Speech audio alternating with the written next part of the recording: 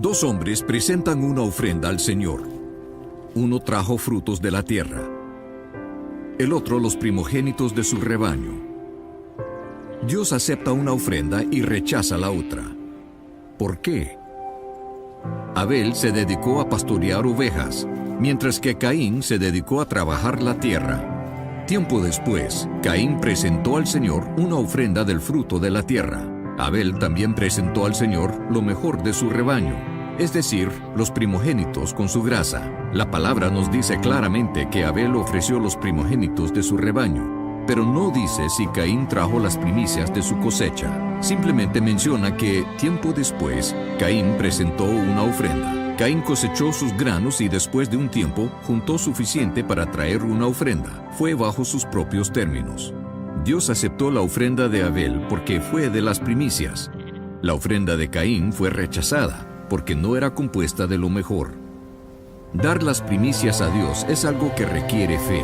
Cuando nace el primogénito de un rebaño, no se sabe cuántos corderos más han de nacer. Pero Abel ofrendó el primero con fe. Al contrario, Caín aseguró el hecho de que él mismo tendría suficiente antes de darle algo a Dios. Muchos de nosotros le tratamos a Dios al igual que Caín, asegurándonos que tenemos suficiente dinero antes de ver si hay algo de sobras para Dios. Aun si le damos lo que sobra, Dios no puede aceptar esa ofrenda, porque no es de las primicias. Otras historias enfatizan esta verdad. En la narrativa de Jericó, el Señor dio instrucciones estrictas de que ningún israelita debía de quedarse con el botín de Jericó.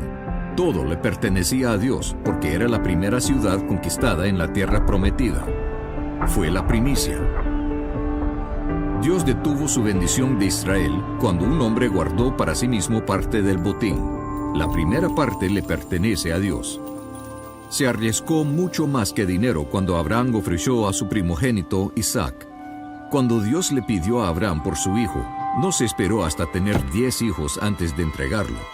Dio el primero cuando solo tenía uno que dar. Abraham solo tenía la promesa de tener más hijos. Requería fe para ofrecer a Isaac.